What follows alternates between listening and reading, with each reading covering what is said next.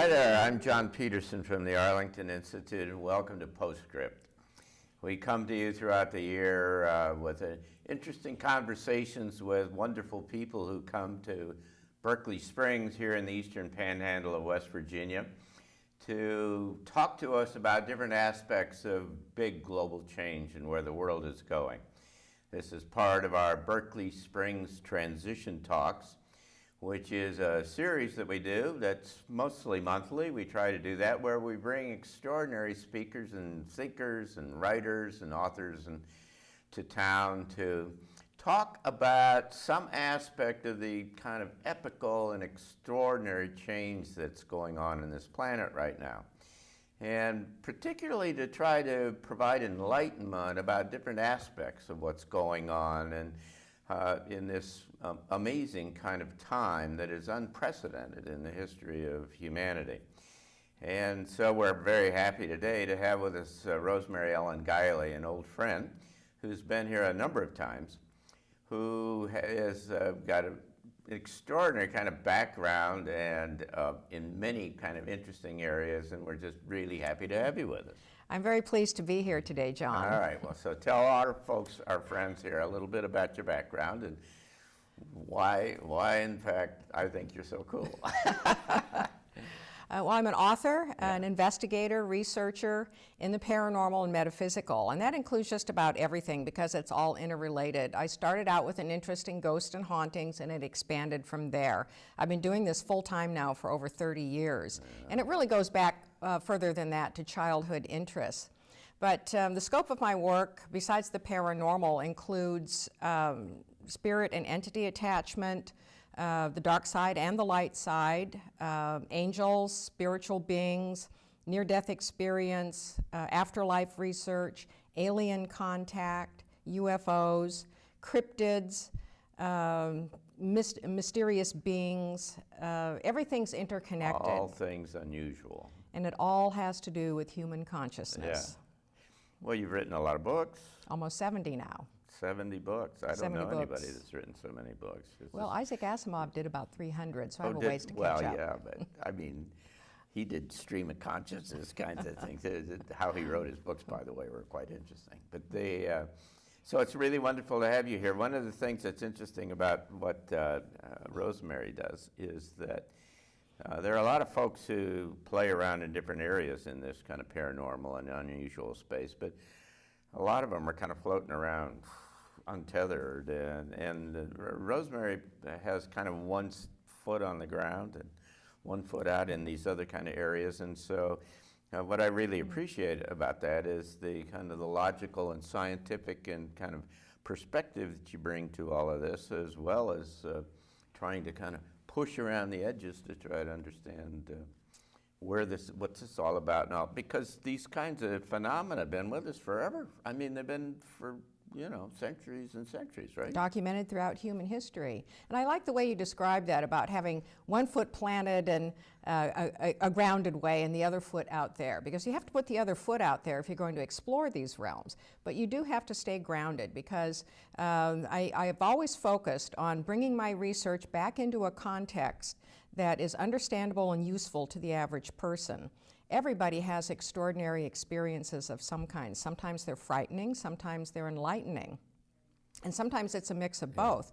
And many people don't know how to fit these experiences into the context of their worldview, their culture, their beliefs, science, and they struggle with that. So people need information, and one of the things that people say they've always appreciated about my work is how grounded it is, that I go into these far reaches of extraordinary experience that many people would say, well, that's fantastical, but yet they're real to people, and these are genuine realities.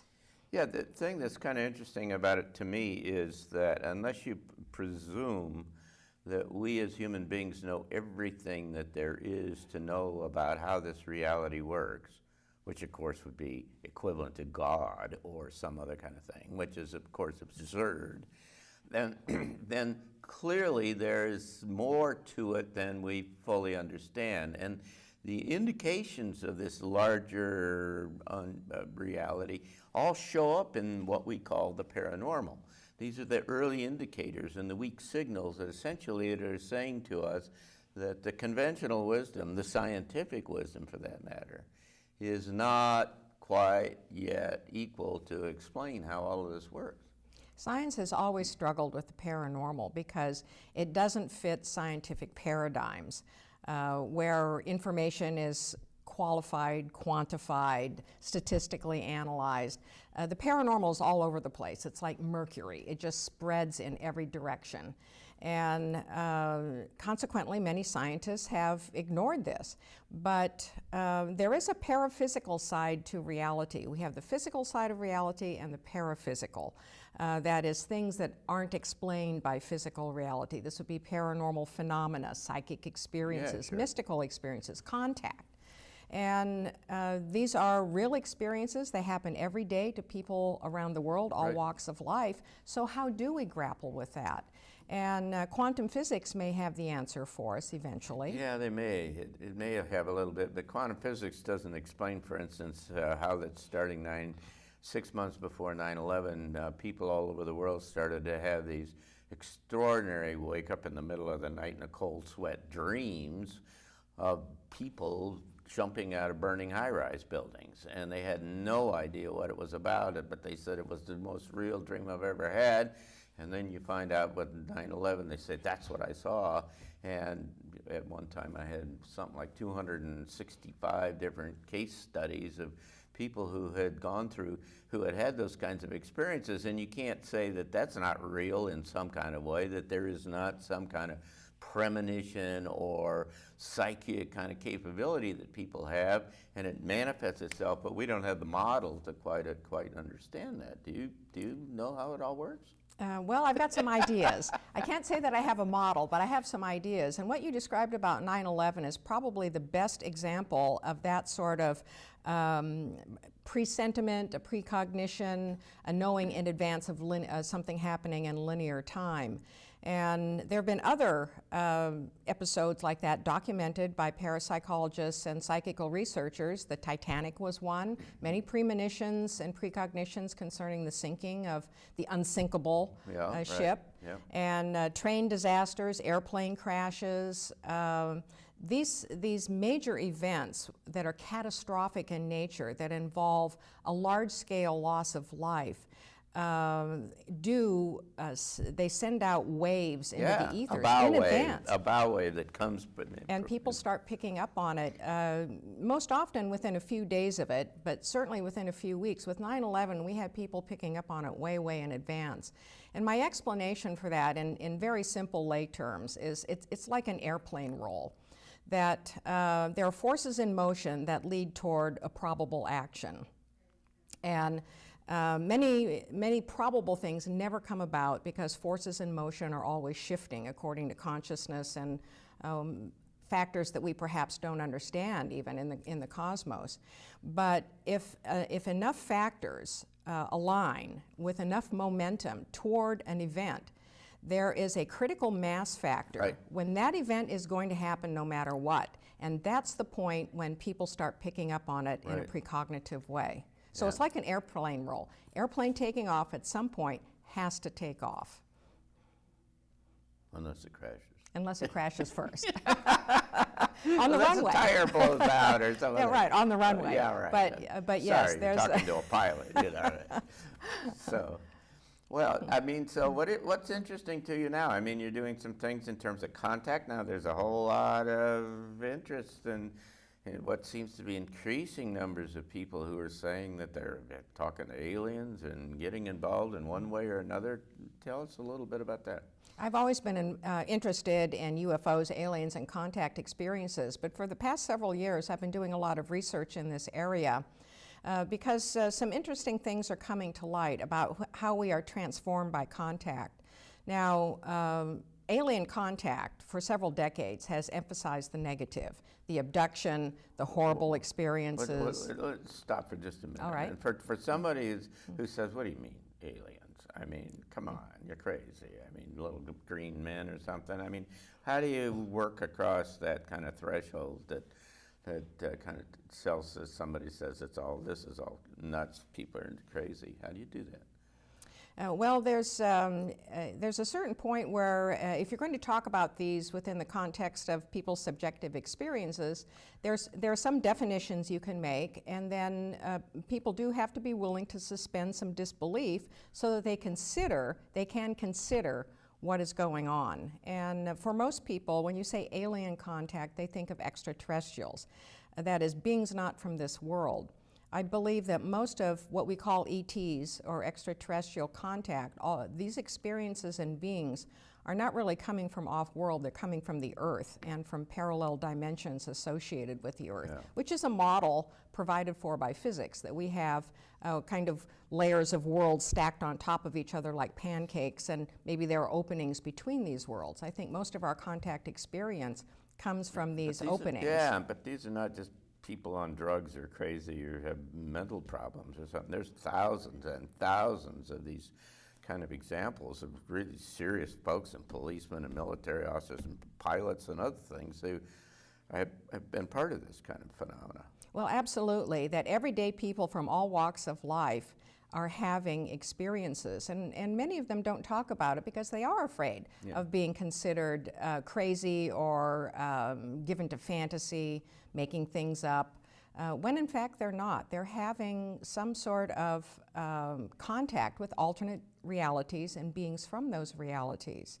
And so I believe that these kinds of experiences have been on the rise, although we have no baseline to work from in terms of like how many experiences on the average is the human population going through on a daily basis. Nobody has really been able to research it to provide a baseline. All we have to go on is kind of a gut instinct in terms of what we as researchers are seeing in terms of what people are voluntarily reporting. So I do believe that these experiences are increasing, and they're not all negative.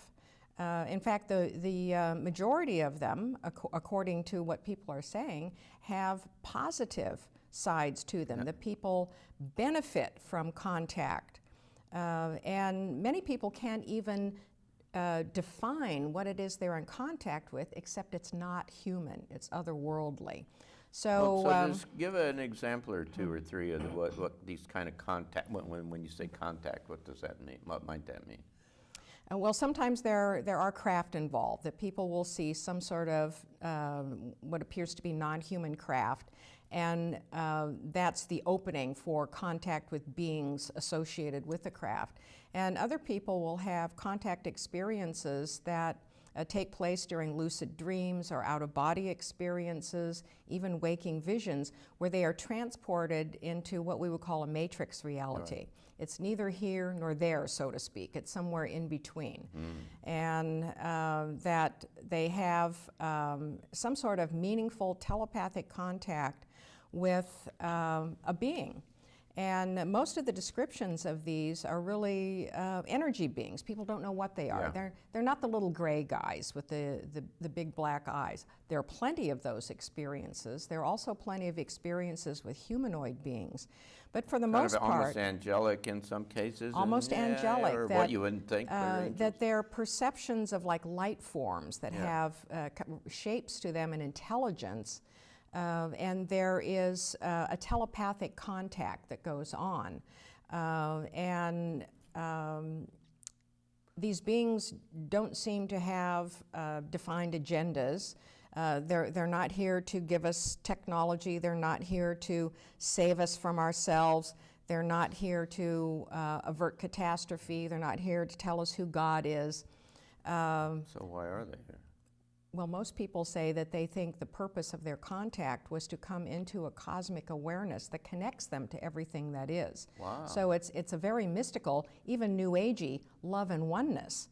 Kind of a catalytic event that is better than maybe some trauma otherwise, that would drive you into a new perspective and a new way of seeing yourself and the world? I really liken it to a Kundalini awakening, and in fact I see that. So what does that mean?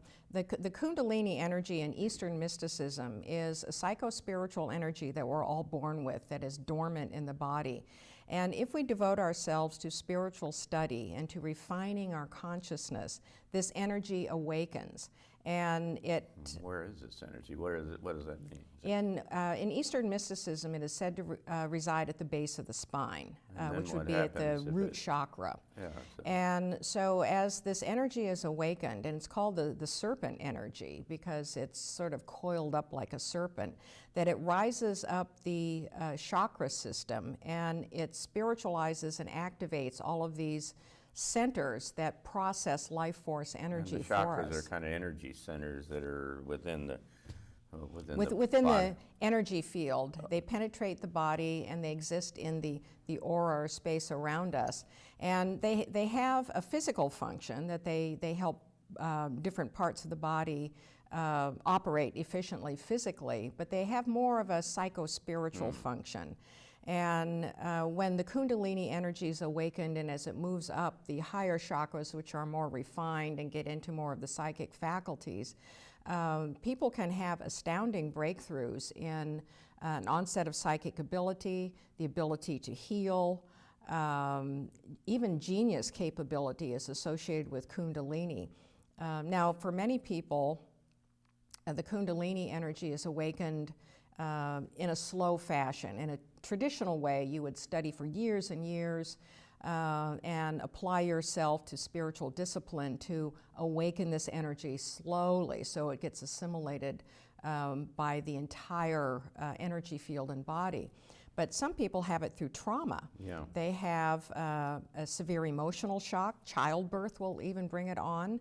Or they have an accident that, or sometimes catastrophic illness will upset somebody's worldview. Sometimes it just shows up. Sometimes it just shows up. And people have a hard time kind of figuring people- out what in the world's going on. Because their whole body feels electrified. They feel an energy like electricity going through the body that is altering everything.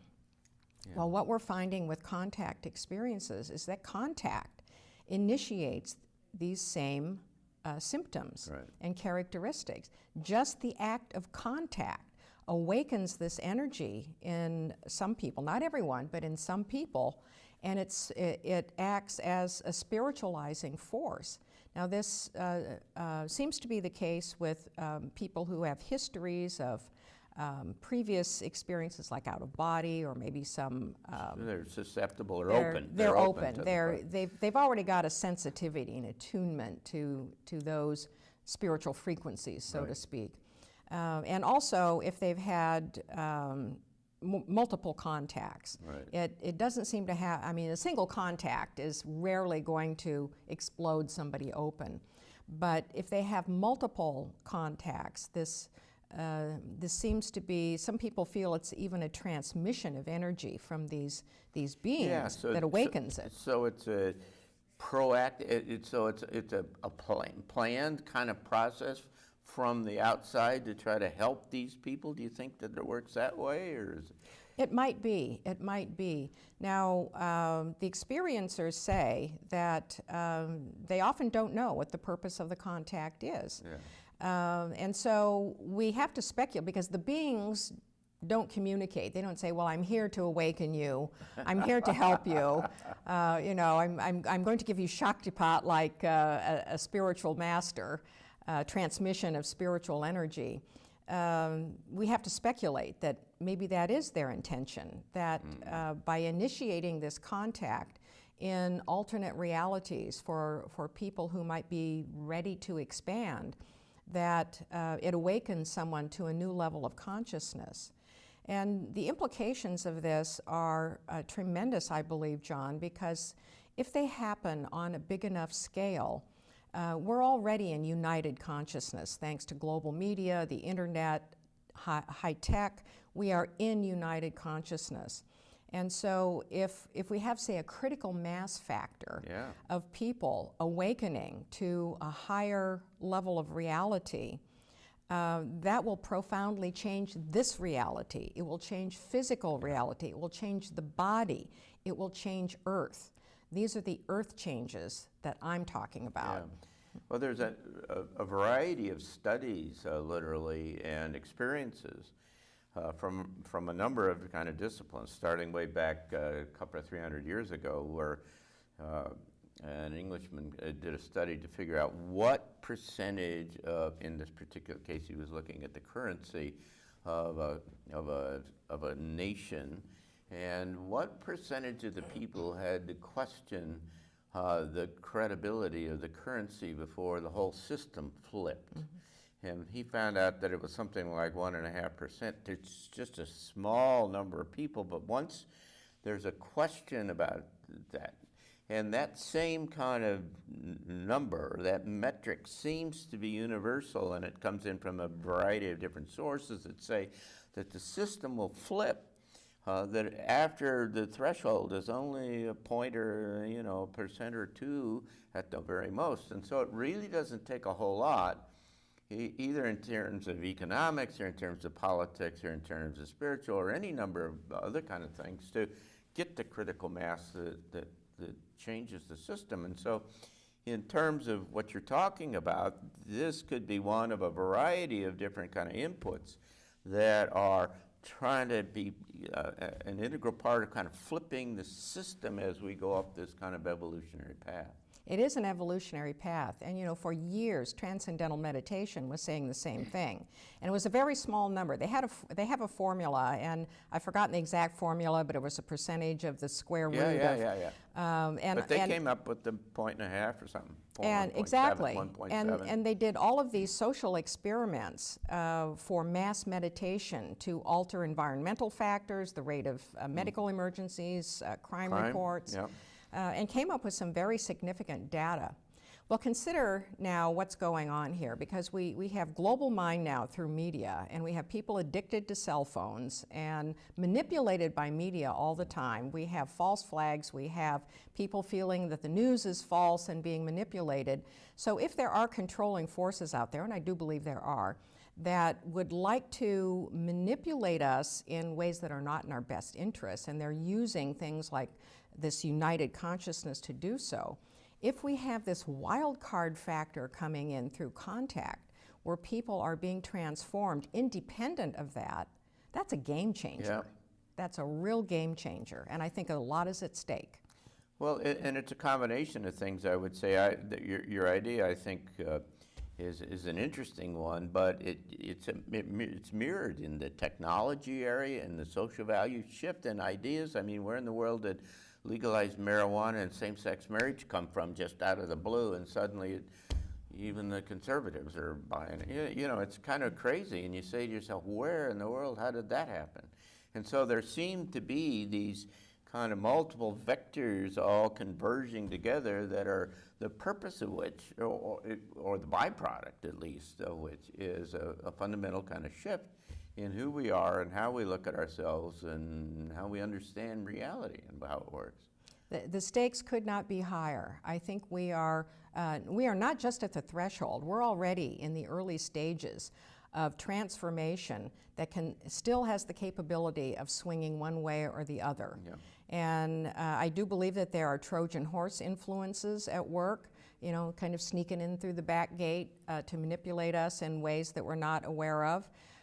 For example, through social media and through reliance on getting everything off our cell phones, the internet via our cell phones, and how our thinking is being manipulated, as well as how things are being manipulated in the environment for us economically, the weather. I think that there are dangerous factors going on that could swing us in the wrong way, where humanity doesn't progress in this evolution. Yeah, but yet, see, I would argue that what you're talking about in any number of these other examples are clear indicators that there's an emergent new world coming up here, and that we're in the middle of this kind of transition, this huge kind of reorganization of the which results in the implosion ultimately of the old systems and the emergence of some new systems. And those new systems only emerge when you see the world differently, when your perspective, when your values all change, because that then you do things differently, and so you build your systems and you build your economic system and your government or whatever it is in different kind of ways. And so there's nothing less than this big epical kind of fundamental mind shift. My friend Willis Harmon, who used to be my late friend, who used to be the president of the Institute of Noetic Science, wrote this wonderful book called Global Mind Shift or Global Mind Change. And that's his point, is that the most structural, fundamental issue that's going to drive this whole thing is when people get a major kind of perspective change, because then it just rolls through the whole system and changes every other aspect of the thing. And I agree with you that this counterbalance is going on. What I don't think we know yet is how big is it, because it's just coming to light. Yeah. And so it needs more attention, it needs more research. I'm encouraging experiencers to come forward more with their stories, their experiences, so that we can get a better handle on this. But well, we're out of time, and we'll come and talk in the second segment. And we hope that you'll come back and be with us in the second segment when we continue with Rosemary Ellen Guiley and talk about this huge kind of change that's happening and the different kind of extraordinarily interesting kind of aspects that are contributing to that. So come back with us again and see the second segment. I'm John Petersen from the Arlington Institute. And this is Postscript, and we come to you from Berkeley Springs, West Virginia.